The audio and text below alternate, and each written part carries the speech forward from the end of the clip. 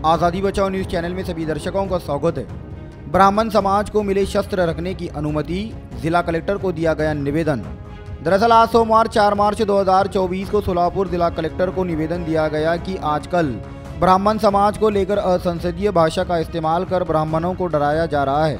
इसलिए प्रशासन से विनती है कि ब्राह्मण समाज को सरकार शस्त्र रखने की अनुमति दे और ब्राह्मणों के खिलाफ गैर कानूनी भाषा का उपयोग करने वालों पर अनुसूचित जाति और अनुसूचित जमाती अत्याचार प्रतिबंध एक्ट 1988 के तहत मामला दर्ज करने की अनुमति दे। ऐसी मांग ब्राह्मण समाज की ओर से की गई। ब्राह्मण समाजावर गेली वर्षभरामध्ये अनेक राजकीय आणि सामाजिक क्षेत्रातल्या लोकांनी सतत टीकेची झोड उठवलेली आहे आणि आम्ही प्रत्येक वेळेला काही ना काही निवेदन देतो, पण निवेदन त्याचा काही उपयोग होतो अशातला भाग नाही। विषय असा आहे की ब्राह्मण समाज कुणाच्या आद्यात-मध्यात नाही, कुठल्या आरक्षणाच्या विरोधात नाही, आरक्षण मागणारा नाही, आरक्षण द्या म्हणणारा नाही, नका देऊ म्हणणारा नाही, काहीच नाही। तरी सुद्धा अशा पद्धतीने 3 मिनिटांमध्ये ब्राह्मण समाज संपवतो। अशा पद्धतीने जर घोषणा महाराष्ट्रात सर्व व्हायरल होत असेल व्हॉट्सअपच्या द्वारे, तर ती ब्राह्मण समाजाला अतिशय भीतीदायक वातावरण तयार करणारी आहे। म्हणून आज आम्ही इथे निवेदन द्यायला आलेलो आहे। निवेदनामध्ये प्रमुख विषय असा आहे की जी मंडळी आमच्याकडे पिस्तूल किंवा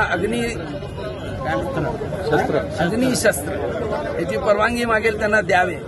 त्यांची मालमत्ता आहे, त्यांची इस्टेट आहे, त्याचं जतन करावं, स्वसंरक्षणार्थ म्हणून मिळावी, असा एक मागणीचा हे आहे।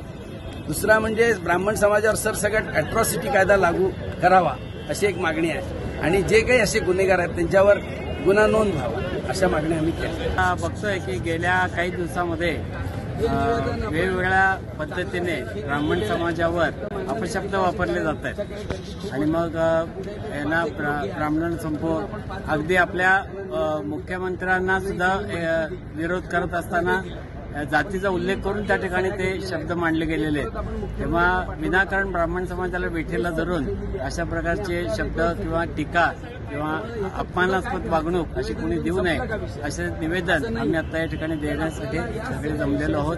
तेव्हा शासनाने जरूर याचा विचार करावा आणि या ब्राह्मण समाजाविषयी जे काही आता ज्या पद्धतीने वागणूक मिळते त्याला प्रतिबंध घालण्यात यावा अशी आमची